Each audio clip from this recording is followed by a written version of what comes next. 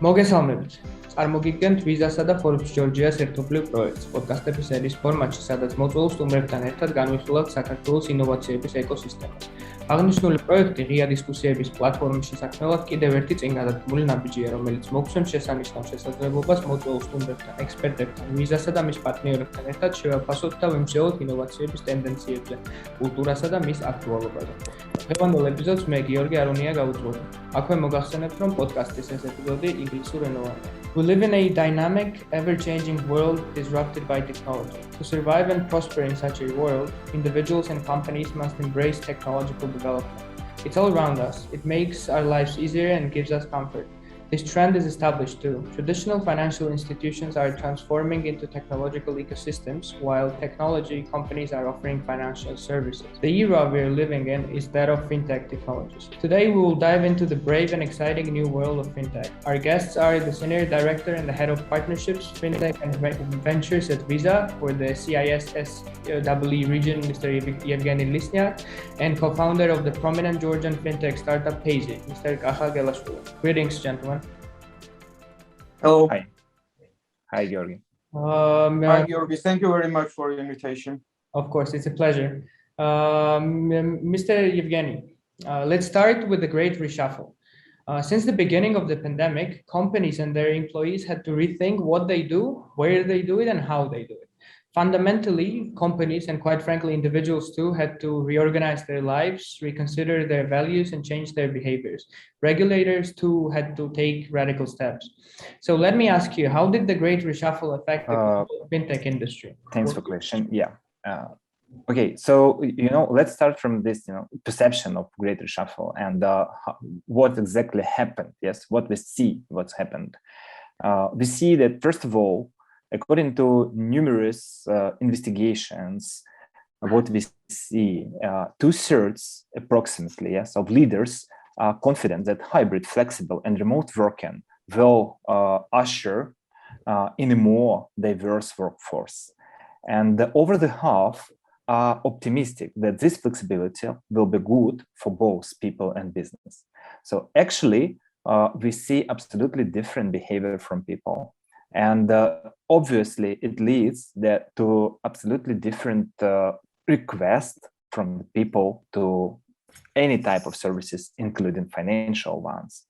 And a recent Salesforce survey, State of the Connected Customer, it calls, reports that only 27% of customers feel that the financial services industry is actually customer-centric.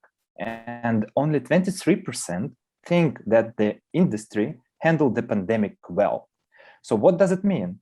It means that users are shifting from actually their perception of financial services. Yes, we live in a different way, and not only users but also business.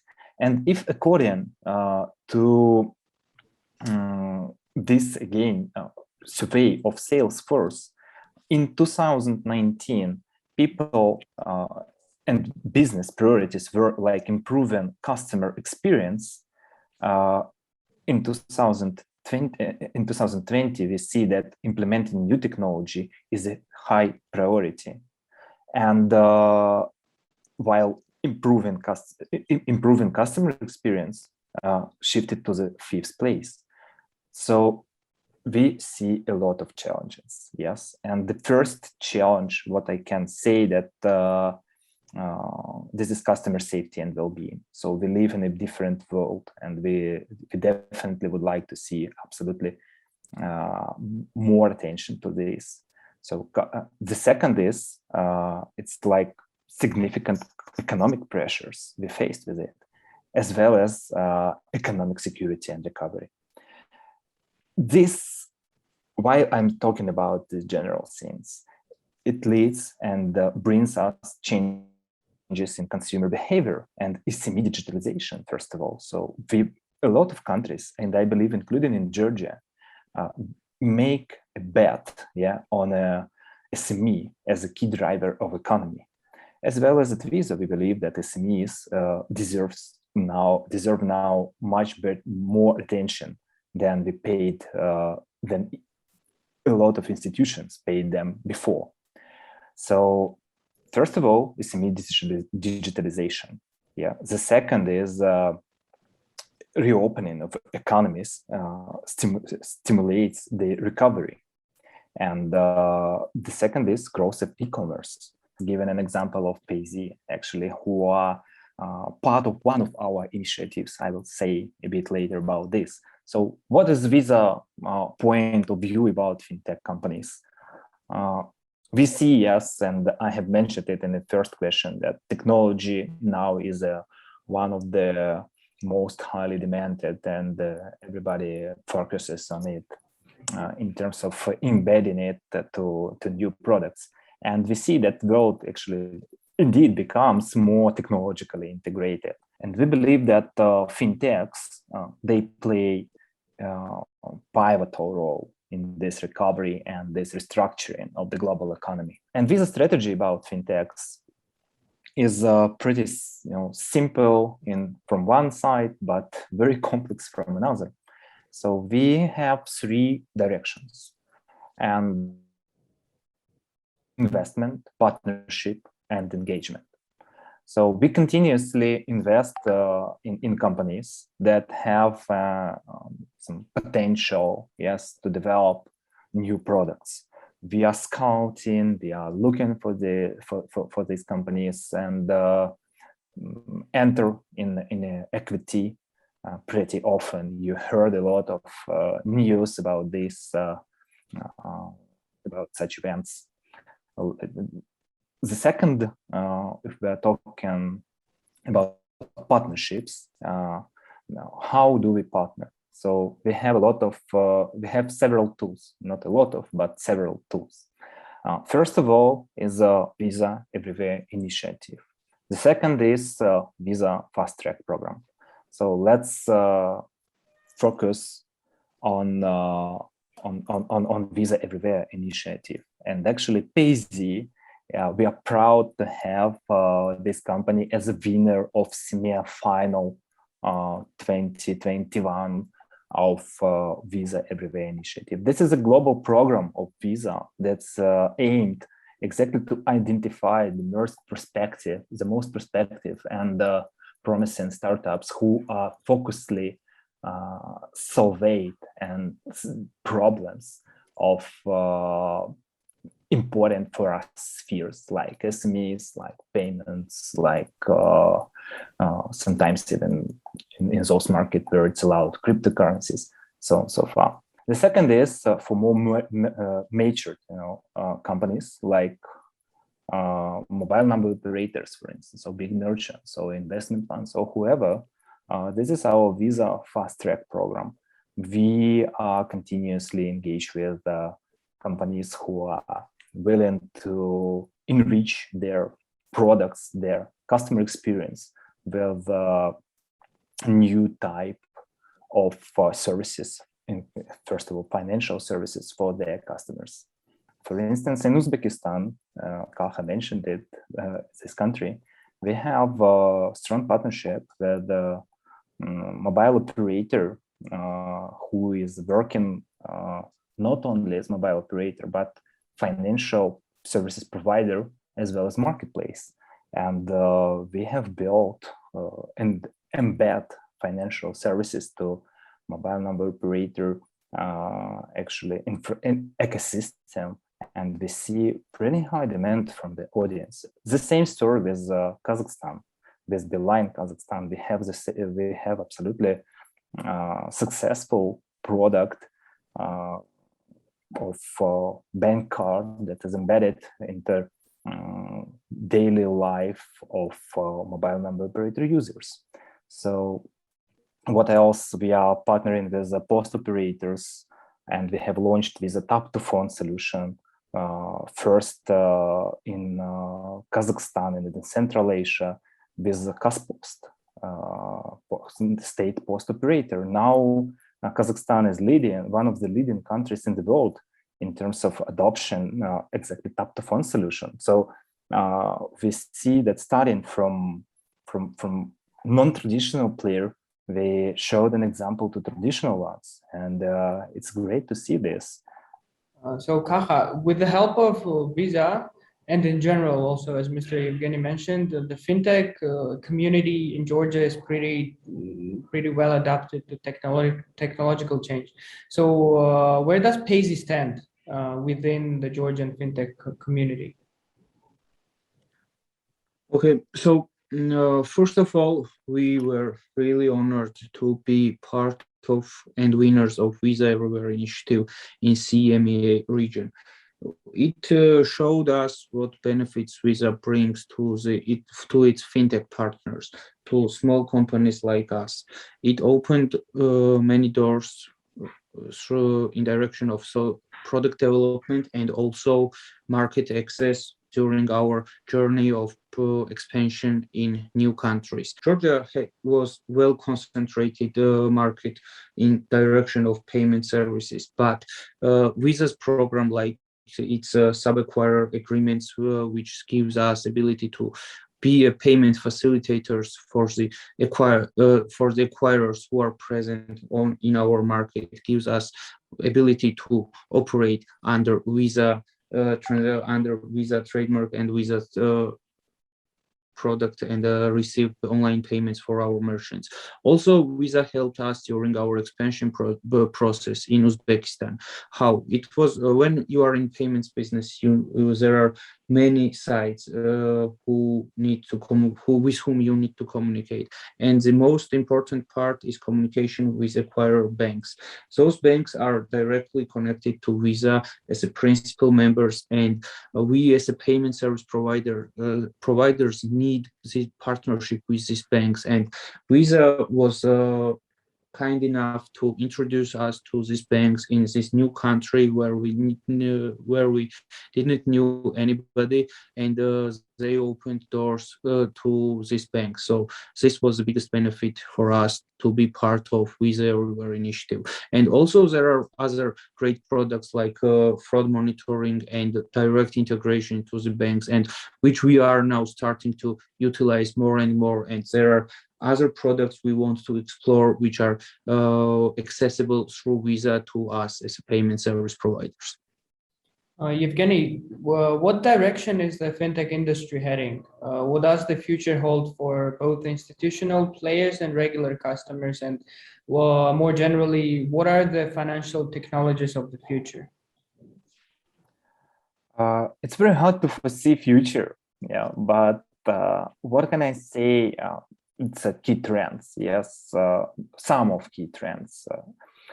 First of all, what I would like to mention is, and we spoke about this, it's a seamless, we would like to have as seamless services, financial services also as possible, as safety as possible. We see high potential of tokenization of our Visa token service to enrich this industry exactly with the absolutely reliable and safety methods to pay for anything, anywhere. And the second is, of course, it's rising wave. It's even less, it's already not rising. It becomes more and more common. It's pay now, buy now, pay later. BNPL technologies and installments, so on and so forth. So we are about to step in an absolutely new technological era of AI, let's say so. Kaha, what are the major challenges that the fintech companies are experiencing at the beginning of their journeys? And what are the challenges of the future that you can foresee today, if any, of course? Of course, great question. Well, as a financial technology company, one of the most prominent problem which persists is the navigation through regulatory landscape. You have to be very careful. So navigation through regulatory landscape and fraud monitoring are the two most largest and most common problems which are every payment service provider, every fintech company is challenged with. So the opportunity to tackle this problem first is the international practices which can be copied in our region. Like we see how Stripe in Western world operates. We know how Europe is conquered by ADN. So those companies created very good cases of financial technological use and development. So what we are doing now is watching them, learning from them, and copying all those models to our region. Well, one of the spheres where we need to be strong is no-code products, because no code is getting more and more popular. We were part of Y Combinator this summer batch, and many companies there were no code products which gave normal people without knowledge of technological science and programming to have access to create their own marketplaces, create their own software, even mobile applications, even without software architects' help. So this is the field which we want to be very strong, giving the market here in post-Soviet countries the access to the products like there are in Western world, like this buy now, pay later model, which was developed by Klarna Afterpay in the Western world, and also Square model, where mobile phones can be used as a payment POS, point of sale terminals. So this is the main challenges which we are facing, and which we will overcome, of course, because we are learning very fast and we have examples to where to watch and where to go. Evgeny, do you see fintech companies as the entities competing with traditional banks, or rather complementary to them? And what do you think about the symbiosis of the two?